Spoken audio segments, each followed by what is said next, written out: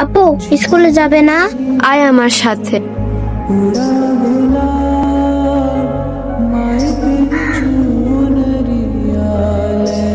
Uncle, মারলে কাকে বলতে হয়? আপনারা কারা? আমরা একটু ওদের মায়ের সাথে কথা বলতে এসেছি। আইসেন। আমল, কি হয়েছে ওনারা দেখা করবে স্যার আপনার সাথে। বলুন। আমরা নারী ও শিশু নির্যাতন প্রতিরোধ সংস্থা থেকে এসেছি। ছি মা, এইভাবে বাইরের লোকদের সামনে মাকে নিয়ে মিথ্যে বলতে হয়? ওনারা কি মনে করলো বলো তো? মা তোমাকে এত আদর করি, এত ভালোবাসি, আর একটু বকতে পারবো না বলো মা?